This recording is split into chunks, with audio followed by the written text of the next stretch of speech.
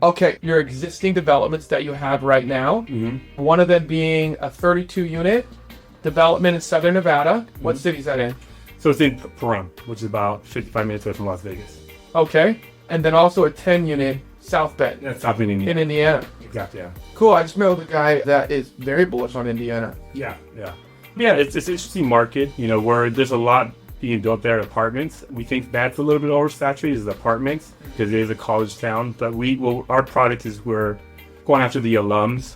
They have 8 to 10 football games a year, and a lot of times they just, they call them. I think they said they were helicopter parents as well too that come into town as well too. So they're very affluent in that way where they just want a place to stay, with their family to go to their games.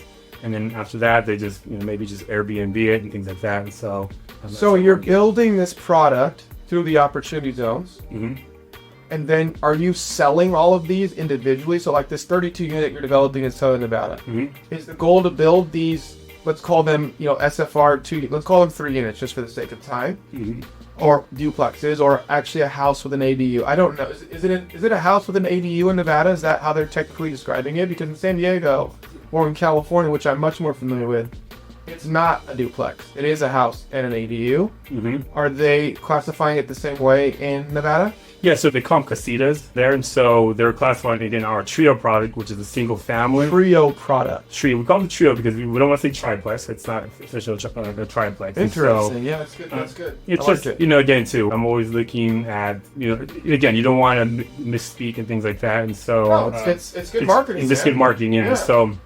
they call it a casita, and so on the development side, we did a house hack to where we're able to add the 2-bedroom, 1 bath, and again, it's on 1 acre, and then we have a junior casita that shares a wall with the garage. So it's like an extended 3-car garage, which I've made into 2, and we use that as like a studio. Okay. And then again, you have a 3-bedroom, 2-bath house. Right. So there's a lot of flexibility there. So it's sort of like a house, and then what would be considered a duplex. Exactly. So 2 doors under 1 roof. Exactly.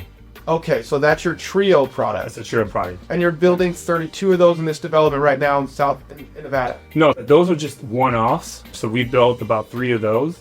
Now, the 32 unit, what we're building is zoned commercial, and that's right behind a Walmart. Right across the street. And when you say commercial, that's all inclusive for commercial. So what type of commercial? Well, when we got started on it, it was zoned just commercial. You couldn't build any apartments. And what we applied for was called the CUP, conditional use permit, to move that parcel of land into a zone area to where we can build apartments. Okay. And so that took about 4.5 months to get that done. It's not bad at all. But yeah, and that's another reason why. In Los Angeles, you'd still be working on that. Again, and there you go. And then that's another reason why we choose Nevada as well, too. Sure. Faster. I mean, it's getting worse, but it's still not, like California, right? No, it is like California. Maybe Hawaii. Well, probably Hawaii. Yeah. In New York and some other places. But California is a tough place. Yeah. Especially to get zoning converted. Because they have the master plan, they're sticking to it. That's the great thing about San Diego, though, is what we're doing with the ADUs is we're building by right. So we're mitigating a lot of risk. We don't need to go to city council meetings. Yeah. We don't need to get, civil involved. We don't need to do any of that stuff. Generally, we're staying right within our lane and simplifying it for ourselves and our customers. Because again, it becomes a very slippery slope. Timelines, risk, flow costs, and it's just not worth it generally. Yeah. Okay, so you got the parcel rezoned. It was zoned for office or retail? Just office, retail. Okay, let's just say it was zoned commercial, but you could not build multifamily dwelling units there. Exactly. And so you guys got it rezoned, 4.5 months. And where are you in the process now, and how is that for you? So we're now working with architects and things like that. And we're gonna have to get some soils tests and things like that. Yeah. Now, the reason why we chose this piece of property is because what we looked at is there's a big need for, you call them micro units. There's a lot of people on fixed income that don't have a place to live right now. And we learned that through the process of building all the homes that we build in Nevada, on the calls that we're getting when we have house available. Even when we're renting out, you call that junior casita, which is a studio, about 288 square feet. And we're getting calls of families of 3 that want to rent that. And we're like, well, we can't fit 3 people on there. I mean, you can, but we wouldn't want to rent you that because it is tight, right?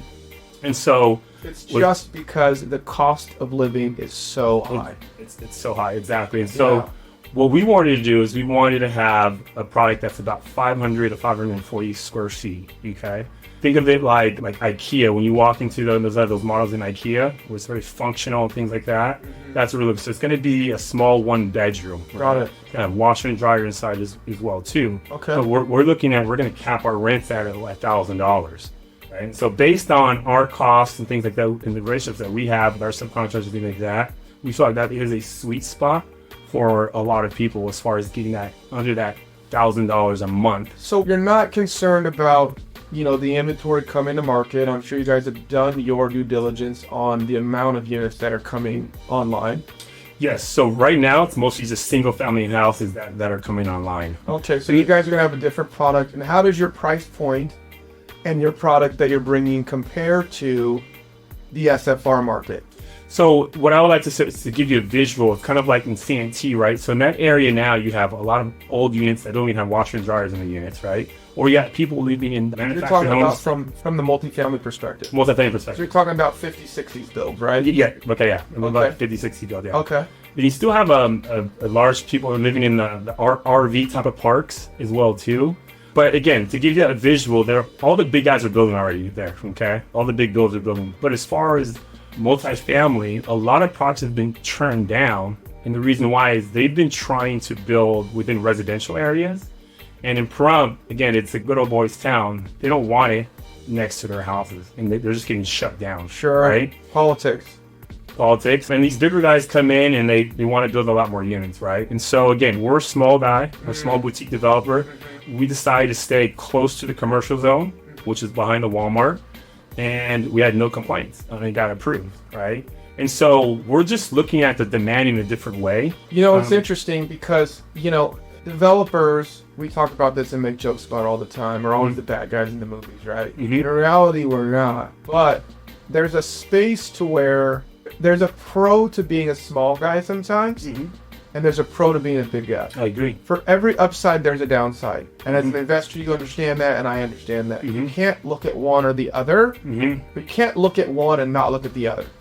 So there is upside to being small. You can come in, you can shake hands.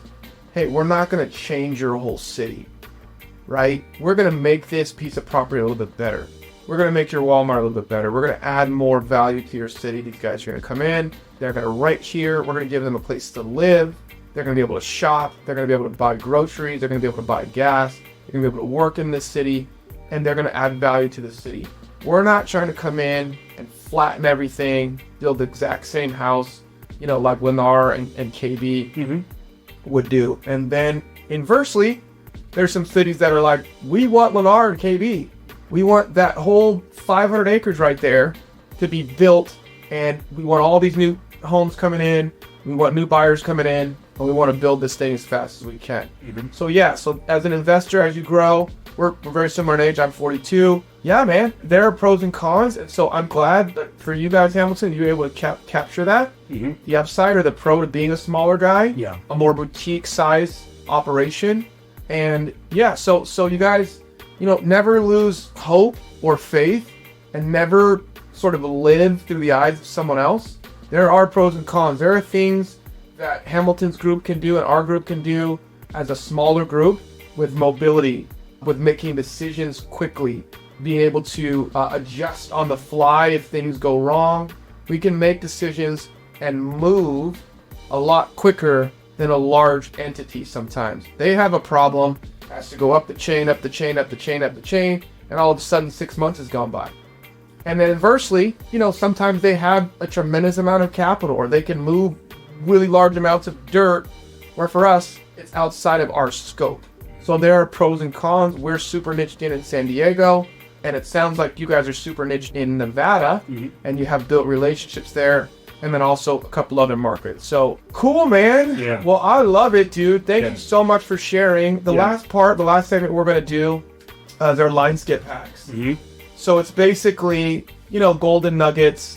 It's our guests that are walking through the fire, that have stood in a line to get where they are, that have gone to a ton of meetings, that have watched YouTube videos, that have accepted mentorship, that have walked through fear, that have invested capital, time, energy to learn the hard lessons to get to where you are in your career.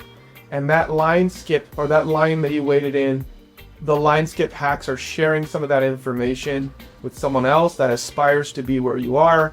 Maybe they're 21, maybe they're booking loans, and now loans are real hard to book because, you know, debt's expensive. And they're like, you know what Hamilton was saying registers with me. I want to be a developer.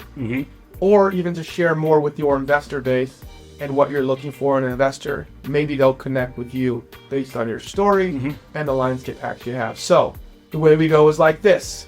If you could be yourself again and live your life over again, what would you tell a younger version of Hamilton as far as a line skip hack?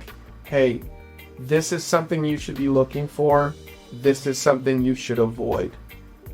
Well, something I would say to someone that's young is the biggest word I use, and I use it a lot, is sacrifice.